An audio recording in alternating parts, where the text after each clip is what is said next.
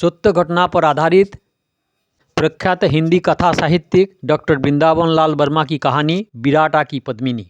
भाग 6। टेढ़े मेढ़े, पथरीले, नुकीले और वन्न पहाड़ों, ओछे सफरे मार्गों में होकर नरपत सिंह गोमती सहित विराटा पहुंच गया। विराटा पालर से उत्तर पूर्व के कोने में है। बेतवा के तट और टापू पर घोर वन के आंगन में छोटा संपन्न बस्ती थी। राजा डांगी था, नाम सफदर सिंह। नदी के करार पर उसका गढ़ था, जो दूर से वन के सघन और दीर्घचाय वृक्ष के कारण और से दिखलाई भी न पड़ता था। गढ़ के सामने पूर्व की ओर नदी के बीचों बीच एक टापू पर एक छोटा मंदिर छोटी सी दृढ़ गढ़ी के भीतर था। इस मंदिर में उस समय दुर्गा की मूर्ति थी। जीर्णोद्धार होने के बाद अब उसमें शंकर की मूर्ति स्थापित है। दक्षिण की ओर यह टापू एक ऊंची पहाड़ी से समाप्त हो गया है। कहीं कहीं पहाड़ी दुर्गम है, जिस ओर यह लंबी चौड़ी चट्टाने में ढल गई है और विस्तृत नीलिमामय जलराशि है। नदी के धार टापू के दोनों ओर बहती है, परंतु टापू से पूर्व की ओर धार बड़ी और चौड़ी है। इस पहाड़ी के नीचे एक बड़ा भारी दह है। उत्तर की ओर टापू करीब 5 मील लंबी समतल उपजाऊ भूमि में समाप्त हुआ है। सफदर सिंह की छोटी सी बैठक उस मैदान में थी और बैठक के चारों ओर एक छोटा सा उद्यान था। मंदिर में कभी कोई साधु बैरागी आकर कुछ दिनों के लिए ठहर जाता था, ऐसे खाली पड़ा रहता था। पूजा का अवश्य प्रबंध था, जैसा पुराने विराटा के बिल्कुल गुजर जाने का पर भी इस एकांत मंदिर की पूजा अर्चा का आज भी कुछ न कुछ प्रबंध है। विराटा में भी कुमुद के दुर्गा होने का बाद विख्यात थी। राजा दांगी था, इसीलिए कुमुद के देवत्व की वहाँ और भी अधिक। नरपत सिंह थोड़े ही दिन गांव में बस्ती में रहा। नदी के बीच में टापू की पहाड़ पर स्थित मंदिर उसे अपनी रक्षा और निधि के बचाव के लिए बहुत उपयुक्त जान पड़ा। कुमुद भी आवभवत और पूजा की बहुलता के मारे इतनी थक गई थी कि टौरिया के मंदिर के एकांत को उसने कम से कम कुछ दिनों के लिए बहुत हित कर समझा। नरपति के जाने से पहले कुमुद इस मंदिर में चली आई थी। पालर से लेकर गांव में पहुंचने पर नरपत सिंह ने गोमती से कहा, तुम अब यहीं कहीं अपने रहने का बंदोबस्त करो, मैं देवी के पास मंदिर में जाऊंगा। मैं भी वही जाऊंगी। बड़ा भयानक स्थान है। भयानक स्थानों से नहीं डरती। देवी की सेवा में मेरा संपूर्ण जीवन सुविधे का साथ बीत जाएगा, परंतु यदि देवी ने पसंद न किया तो? गोमती ने विश्वास के साथ उत्तर दिया, अवश्य करेगी। देवता के पास एक पुजारिन सदा रहेगी। आप जब कभी टापू छोड़कर बस्ती में राजा के पास आओगे, देवी जी के अकेला न रहना पड़ेगा। आजकल किसी को अकेला न रहना चाहिए। नरपत सिंह ने जिद ना की। जिस समय गोमती मंदिर में पहुंची, कुमुद बेतवा के पूर्व तट के उस और वन की और जंगली पशुओं की आवाज सुन रही थी। संध्या हो चुकी थी। पश्चिम दिशा का क्षितिज सुनहले रंग से भर चुका था और पूर्व की ओर से अंधकार के पल्लड़ नदी के स्वर्णरेखा पर मानो आवरण डालने वाले थे। मंदिर के चारों ओर नदी की प्रशस्त धाराएं अंधकार और वन्य पशुओं की चित्कारों से कुमुद की एकांतता को अलग सा कर रही थी। पिता को देखते ही एकांतता का गांभीर्य चला गया।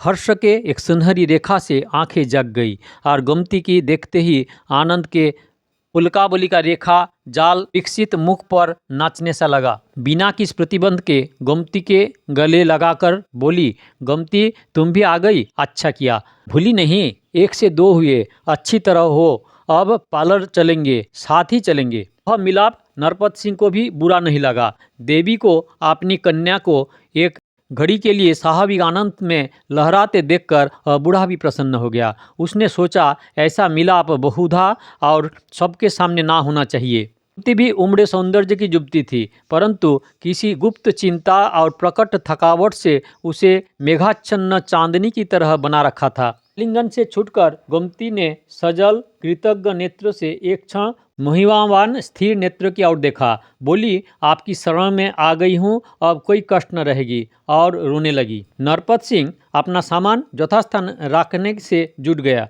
कुमुद ने गोमती का हाथ पकड़कर कहा, आप मत करो, तुम कहो। देवी से? देवी मंदिर में है, मैं तो पुजारिन मात्र हूँ। नहीं, आप ही कहूँगी, सब लोग आप कहते हैं। नहीं, मुझे वही बहुत प्यारा है। आप सुनते सुनते थक गई हूँ। दूसरे शब्द में शांति और सुख है, ऐसा आदेश हो। फिर वही अच्छा देखा जाएगा। परंतु मैं तुम्हारी बहन हूँ, यह संबंध मनाने का वचन दो। बहन, यही सही तो, सो तो है ही। कुमुद ने कहा, तुम बहुत थक गई हो, सारी देह धूल और धूप में घुमड़ी पड़ गई है, नहा धोकर भोजन करो। इतने में नरपत सिंह का ध्यान आकृष्ट हुआ। उसे सिर के बाल बिखेरे पास आता देखकर कुमुद की मुद्रा धीर हो गई। नरपत सिंह बोला, गमती, तुम इस गठरी में अपनी डेरा डाल लो। तुम्हें मैं कुछ वस्त्र और दूंगा, भोजन करके आराम से सो जाना। कुमुद ने अपने सहज मीठे स्वर से कहा, हम और वह एक ही स्थान पर अर्थात एक ही गठरी में सोऊंगी। मैंने उसे अपनी छोटी बहन बना लिया है। देवी और गमती बहन नहीं हो सकता। नरपत सिंह ने जरा अधिकार के स्वर से कहा, फिर नरम होकर बोला, अच्छा, देवी के मन में जैसा आए ऐसे करे। देवी जिस पर कृपा करें कर सकती है। गमती को संबोधन करते हुए उसने कहा, गमती बेटी, यह स्मरण रखना कि हमारी तुम्हारी देव मानवों की है और कुमुद हमारी दुर्गा का अवतार है। बस, गमती ने उत्तर दिया। भोजन के उपरांत नरपत सिंह मंदिर के एक बड़े कोठे में आ लेटा और तुरंत सो गया। दूसरी ओर की एक कोठरी में कुमुद और गोमती जा लेटा। न मालूम आज कुमुद गोमती के क्यों गले लगा लेने का बार बार अभिलाष कर रही थी। आज की संध्या के पहले उसने कभी भी को उसे गले नहीं लगाया था। पीठ पर हाथ फेरा था, सिर पर कर स्थापन किया था, वरदान और आशीर्वाद दिए थे। परंतु दो स्त्रियां घंटों तक जो बेसिर पैर के निरर्थक बातें करती है और फिर भी नहीं आघाती, इसका उसके जीवन में कभी अवसर न आया था। गमती थकी हुई थी, अंग अंग चूर हो रहे थे, परंतु मन बहुत हल्का था और आंखों में नींद नहीं थी।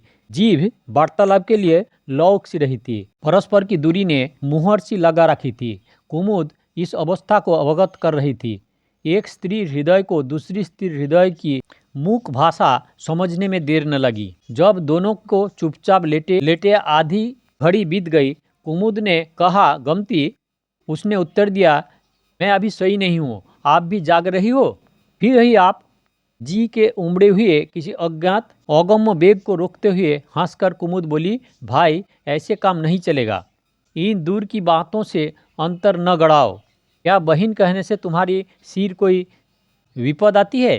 कुमुद की हंसी से हल्की पैंजनी की क्षीण खनक थी, परंतु गमती जरा विचलित कंपित स्वर से बोला, मैं ठाकुर की बेटी हूँ, इसलिए नहीं डरती। ऐसे देवी के मंदिर में और देवी के इतने निकट रहते पर किसी मनुष्य देहधारी में साहस नहीं हो सकता। तुम्हारी जैसी तो मेरी भी देह है गमती, क्या तुम मुझसे डरती हो? देवी, मैं किसी से नहीं डरती, परंतु सिंह बाहुनी दुर्गा का आदर किस तरह हृदय से दूर किया जा सकता है? लोग कहते हैं आप रात को सिंह पर सवार होकर संसार भर का भ्रमण और दीन दुखियों का कष्ट निवारण करती है। गोमती, लोग क्या क्या कहते हैं? ललसाए हुए कंठ से कुमुद ने प्रश्न किया। गोमती ने उत्तर दिया, लोग कहते हैं, विश्वास करते हैं, और यह बात सच भी है कि दुर्गा रानी किसी प्राणी के कष्ट को रात्रि के अवसान पर उतनी ही मात्रा में नहीं रहने देती। प्रातःकाल होते होते कालियों की चिटक, फूलों को महक, हरियाली का दमक, अनाथों सनाथता, पीड़ितों की स्वास्थ्य और दलितों की आश्रय देती है, जैसा आज मुझे मिला। गमती, तुम पढ़ी लिखी हो, कुमुद ने जरा हंस कर कहा, इसीलिए कविता सी कह गई, परंतु क्या यह नहीं जानती कि देवता का वास मूर्ति में है? मैं तो दुर्गा की केवल पुजारीन हूँ।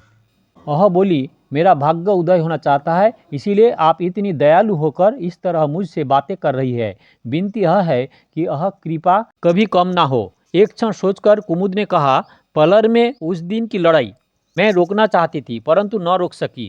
दुर्गा जी का वही इच्छा रही होगी। चाहते हुए भी मैं उस रक्तपात को न रोक सकी और यहाँ आना पड़ा।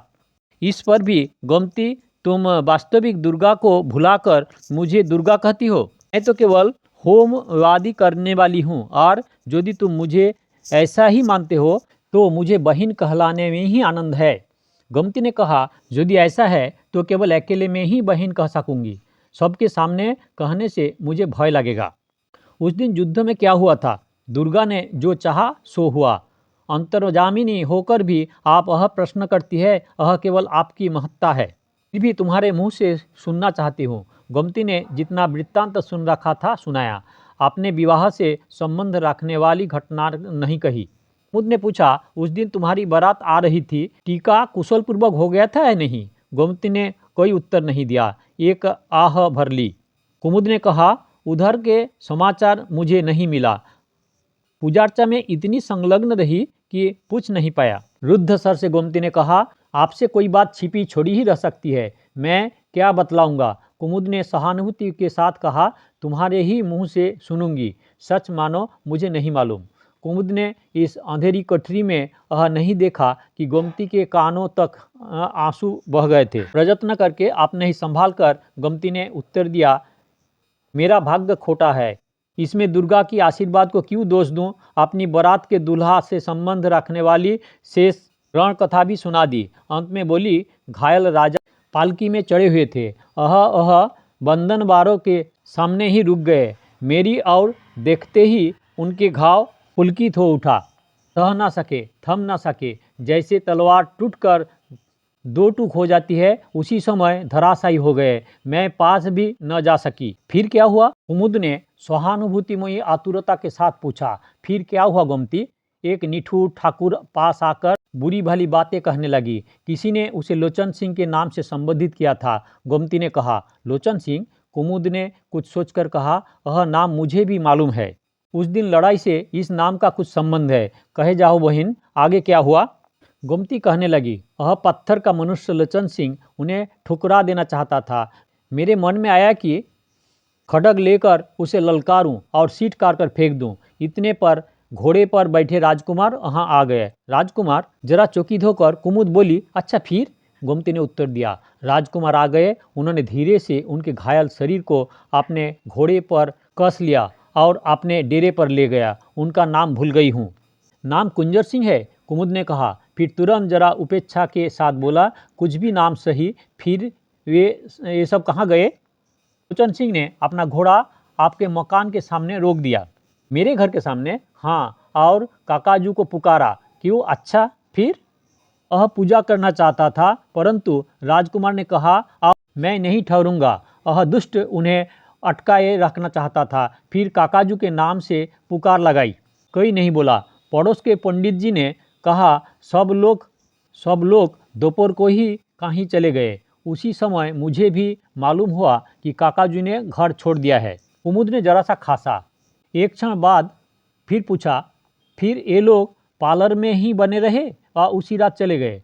गोमती ने उत्तर दिया। पंडित जी के जवाब देने पर राजकुमार घोड़े की लगाम हाथ में थामे थोड़ी देर खड़े रहे, परंतु पंडित जी घर से बाहर न निकले, डर गए थे। वह पाषाण हृदय लोचन सिंह तब राजकुमार को वहां से जल्दी जल्दी लिवा ले गए। सवेरे सुना राजा अपने दल के साथ दलीप नगर चले गए। कई क्षण बाद कुमुद ने पूछा, दूल्हा का कुशल समाचार मिल गया था? जरा संकोच के साथ गोमती ने कहा, दूसरे दिन खबर लगी थी कि राजकुमार, जिसका नाम आपने कुंजर सिंह बताए थे, रात भर मरहमपट्टी करते और दवा देते रहे। इससे आगे और कुछ नहीं सुना। आप तो राजकुमार को जानती होंगी। मैंने उसका नाम यूं ही सुन लिया था। कुमुद बोली, अब सो जाओ, बहुत थकी हुई हो। तो नींद नहीं आ रही है, सो जाऊंगी, आप सोए। मैं भी अभी उनींदी नहीं हूँ। पार्लर का और क्या समाचार है? गांव सुनसान हो गया है, केवल चलने फिरने के अशक्त लोग और थोड़े से किसान वह रह गए हैं। मुसलमानों की चढ़ाई होने वाली है। सुनते हैं ये लोग देश को उजाड़ देंगे। कुछ लोग कहते हैं वे मंदिर का अपमान करने के भी चेष्टा करेंगे। उद्धव सर से कुमुद ने कहा, मानो कोई तार एक साथ झंकार मार रहे हो।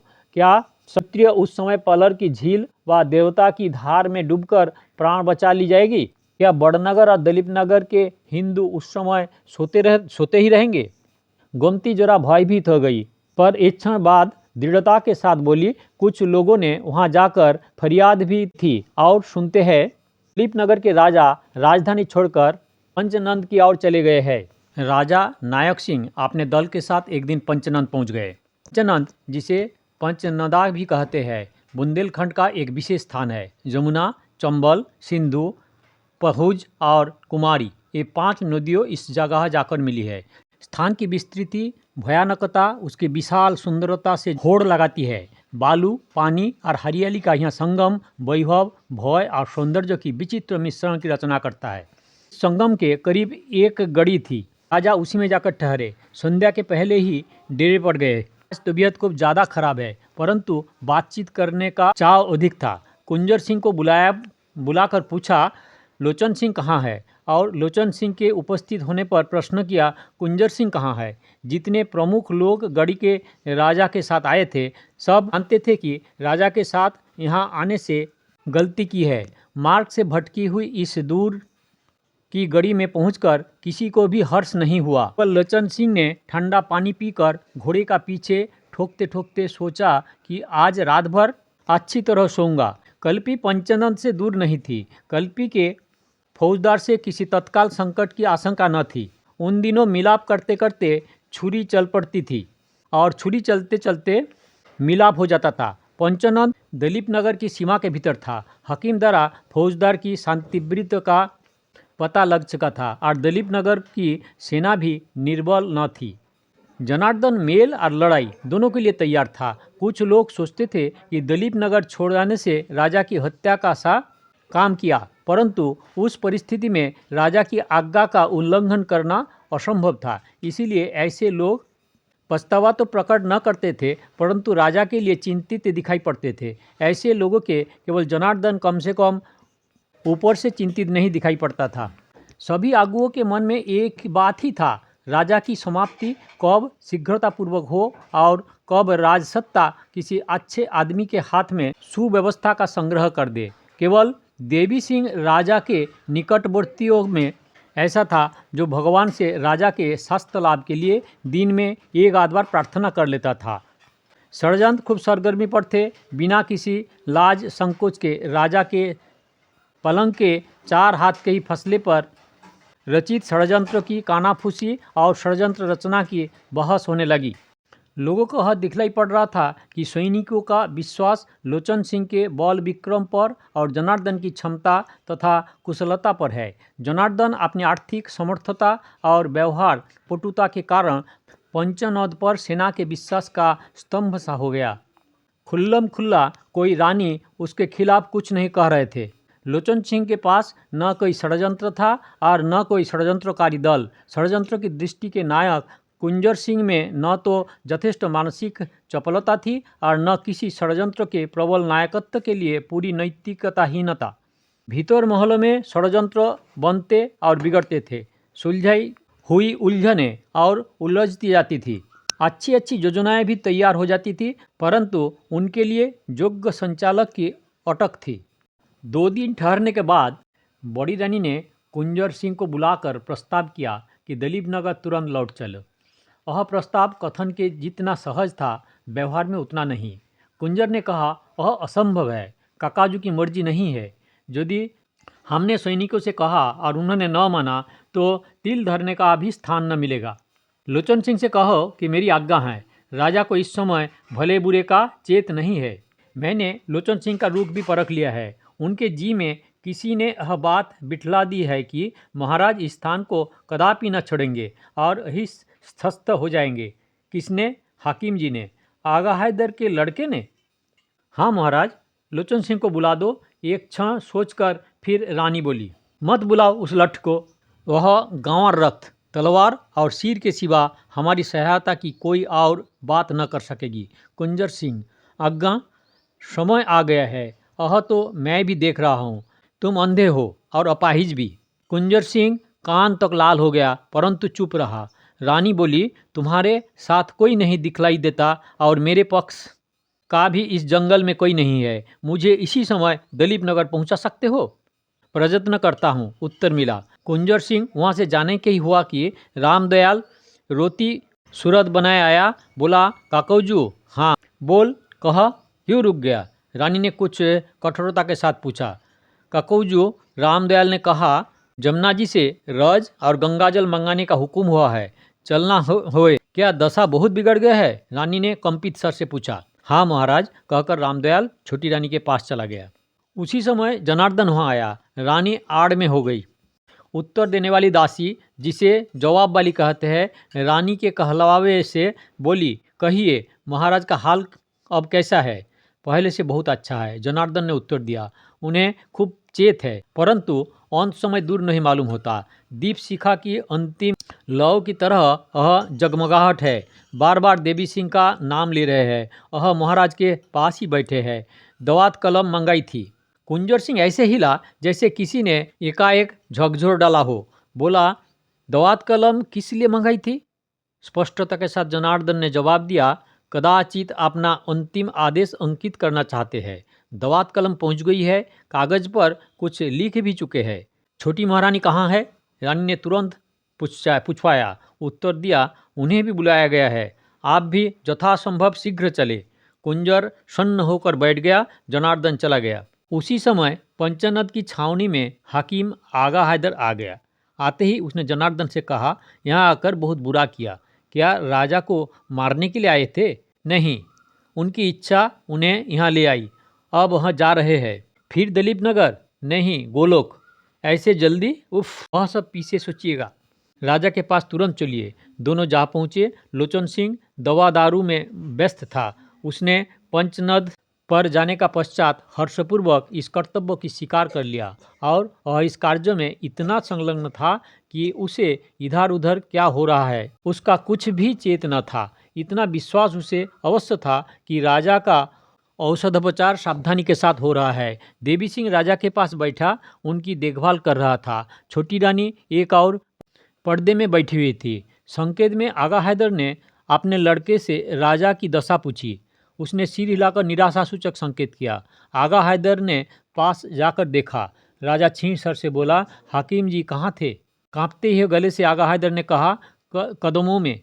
आज सब पीड़ा खत्म होती है हकीम जी, राजा सिसकते हुए बोले। रोते हुए आगा हैदर ने कहा, हुजूर की ऐसी अच्छी तबीयत बहुत दिनों से देखी नहीं गई। आशा होती है। राजा ने हाथ हिलाकर सिर पर रख लिया। हाकिम जी कल पी गए थे महाराज। आलिमर्दान की किसी गड्ढे में खपाने की चिंता में है। लोचन सिंह ने राजा को शायद प्रसन्न करने के लिए कहा। आगा हैदर ने हाथ जोड़कर लोचन सिंह को वर्जित किया। हाकिम जी, लोचन सिंह ने धीरे से कहा, क्षत्रिय न तो रण की मृत्यु से डरता है और न घर की मृत्यु से।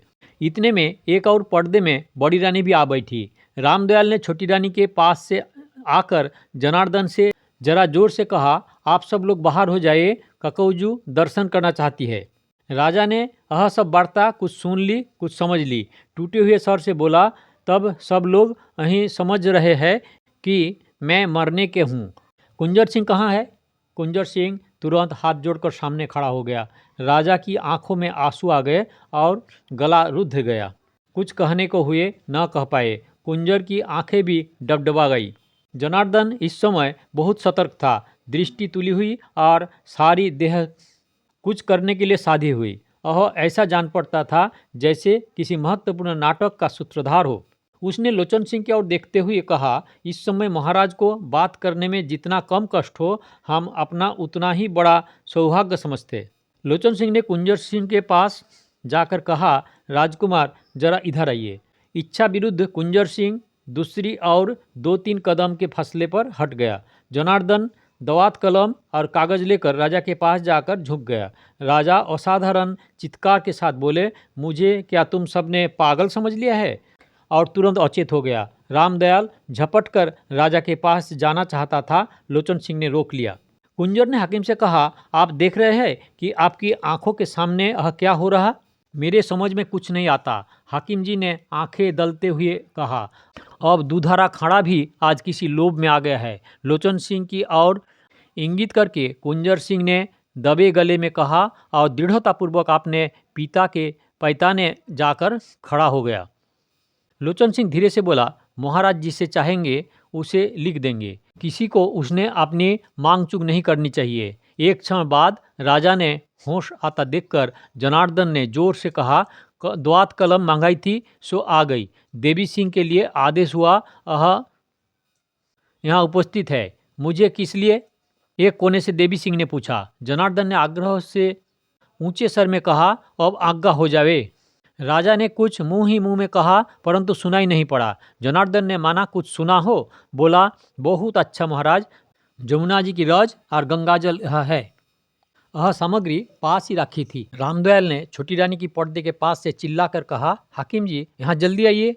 हाकिम राजा को छोड़कर नहीं गया। तब रामदयाल चिल्लाया, कुंजर सिंह राजा, आप ही इधर तक चले आओ, जैसे किसी ने ढकेल दिया हो। इसी तरह कुंजर सिंह छोटी रानी के पर्दे के पास पहुंचा। छोटी रानी ने सबके सुनने लायक स्वर से कहा, भकुए बने खड़े क्या कर रहे हो? तुम राजा के कुंवर हो, क्यों अपना हक मिटने देते हो? जाओ राजा का पास अपना हक लिखवा लो। लोचन सिंह बोला, राजा जिसे देंगे वही पाएंगे, हक जबरदस्ती नहीं लिखवाया जा सकता। कुंजर सिंह राजा के पालन की ओर बढ़ा। इतने में जनार्दन ने कहा, महाराज देवी सिंह का नाम ले रहे हैं। सुन लो चमुंडा राय लोचन सिंह, सुन लो हकीम जी, सुन लो कुंजर सिंह राजा, सुन लो कक्कौजू, और सब सुन रहे। लोचन सिंह बोला, आप झूठ थोड़े ही कह रहे हैं। राजा ने वास्तव में देवी सिंह का नाम 3 बार उच्चारण किया था, परंतु क्यों किया था इस बात को सिवा जनार्दन के और कोई नहीं बतला सकता है। जनार्दन ने और किसी और ध्यान दिए बिना ही खूब चिल्लाकर राजा से कहा, तो महाराज देवी सिंह को राज्य देते हैं? राजा ने केवल देवी सिंह का नाम लेकर उत्तर दिया और राजा देर तक सिर कांपाते रहे। होठों पर कुछ स्पष्ट शब्द हिले, परंतु सुनाई कुछ भी नहीं पड़ा और लोगों के मन में संदेह जागृत हुआ या ना हुआ हो, परंतु लोचन सिंह के मन में कोई संशय न रहा। जनार्दन ने राजा के हाथ में कलम पकड़ाकर कहा, तो लिख दीजिए इस कागज पर कि देवी सिंह राजा हुए। राजा का हाथ अशक्त था, किंतु किसी क्रिया के लिए जरा हिल उठा। सबने देखा, जनार्दन ने तुरंत उस हिलते हुए हाथ को अपने हाथ में पकड़कर कागज पर लिखवा लिया, देवी सिंह राजा हुए। उसके नीचे राजा की सही भी करा ली। जनार्दन ने देवी सिंह को तुरंत इशारा से पास बुला लिया। बोला, महाराज अपने हाथ से तिलक भी कर दें। और गंगाजल से राजा के अंगूठे को भिगोकर अपने हाथ से हाथ थामे हुए जनार्दन ने देवी सिंह का मस्तक अभिषिक्त कर दिया। लोचन सिंह से कहा, तोपे दगवा दो। हाकिम बोला, कल्पी खबर पहुंचने में देर न लगेगी, इसी जगह चढ़ाई हो जाएगी। होवे जनार्दन सेवा के साथ बोला, थोड़ी देर में संसार भर जान जाएगा, अभिषेक गुपचुप नहीं होगा, खुल्लम खुला होगा। लोचन सिंह बाहर चला गया। रामदयाल चिल्लाया, काकू जी की मर्जी है कि यह सब जाल है, महाराज कुछ सुन व समझ नहीं सकते। राजा कुंजर सिंह महाराज हो सकते हैं और किसी का हक नहीं। बड़ी रानी ने कहलवाया, पहले भली भांति जांच की कर ली जाए कि महाराज ने अपनी चेत में यह आदेश लिखा है या नहीं। व्यर्थ का बखेड़ा नहीं करना चाहिए। बड़ी रानी की और हाथ बांधकर जनार्दन बोला, बड़ी काकू जी के जानने में आवे कि राज्य कुंवर देवी सिंह को ही दिया गया है। इतने में राजा कुछ अधिक कंपित हुए। जरा जोर से बोले, कुंजर सिंह, मुझे राज्य दे रहे हो? जनार्दन ने कहा, कभी नहीं। राजा अब अचेत है। राजा ने फिर अस्थिर कंठ से कहा, देवी सिंह राज्य मुझे दिया है। देवी सिंह कठोर स्वर में बोला। कुंजर सिंह राजा के पास आ गया। बड़ी रानी ने निवारण करवाया, छोटी रानी ने बढ़ावा दिलाया। रामदयाल कुंजर सिंह के पास खड़ा हो गया। धाएं धाएं धाएं, उधर तोपों का शब्द हुआ। महाराज देवी सिंह की जय। तुमुल स्वर से कोठी से बाहर से सिपाही चिल्लाए। इतने में राजा ने क्षीण स्वर से कुंजर सिंह, फिर कहा कुंजर सिंह, और रामदयाल से ने सुना, शायद जनार्दन ने भी। कुंजर सिंह बोला, अब भी छल और धूर्तता करते ही चले जाएंगे? मेरा नाम ले रहे हैं? नहीं, देवी सिंह ने कहा। नहीं, जनार्दन बोला। आगा हैदर चुपचाप एक कोने में खड़ा था। छोटी रानी पर्दे से चिल्ला उठी, कायर, डरपोक, क्या राज्य ऐसे लिया जाता है? पर्दा जोर से हिला, मानो रानी सबके सामने किसी भयानक वेश में आने वाली है। रामदयाल लपक कर दरवाजे पर जा डटा। कुंजर सिंह ने तलवार खींच ली। इतने में लोचन आ गया। बोला, क्या है कुंजर राजा? ये लोग मुझे अब अपने राज्य से वंचित करना चाहते हैं दाऊजू। काकाजू ने अभी अभी नाम लेकर मुझे राज्य दिया है। तलवार मैन में राजा। लोचन सिंह ने कुंजर के पास जाकर डप कर कहा, जो कुछ महाराज ने किया है वह सब मेरे देखते सुनते हुआ है, धोखा है। रामदयाल चिल्लाकर छोटी रानी के दरवाजे पर डटे हुए बोला। राजा ऊर्ध्वश्वास लेने लगे। हाकिम गरज कर बोला, महाराज को शांति के साथ परम धाम पर जाने दीजिए। अब 1-2 क्षण के और है, पीछे जिसे जो दिखाई दे कर लेना। राजा की अवस्था ने उपस्थित लोगों के बढ़ते हुए क्रोध पर छाप सी लगा दी। राजा को भूमि पर सज्जा दे दी गई, मुंह में गंगाजल डाल दिया गया। तोपों और जय जयकार के नाद में राजा नायक सिंह की संसार यात्रा समाप्त हो गई। बहुत सपाटे के साथ पंचनद से दलीप नगर लौट आए। केवल कुंजर सिंह पीछे रह गए। राज्य भर ने पुरानी रीति के अनुसार सूतक मनाया, बाल मुड़ाए, परंतु वास्तव में कोई दुखी था या नहीं, यह बतलाना कठिन है। असफल प्रयत्न के पीछे पड़ना बड़ी रानी की प्रकृति में न था।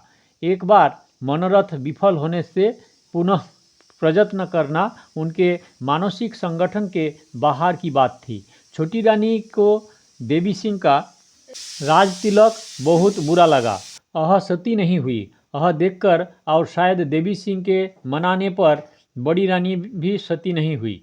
जनार्दन प्रधानमंत्री घोषित कर दिया गया और लोचन सिंह प्रधान सेनापति। इसी बीच में दिल्ली से जो समाचार अलीमर्दान को मिला, उससे उनकी बहुत सी चिंताएं दूर हो गई। उसने दलीप नगर पर आक्रमण करना निश्चित कर लिया।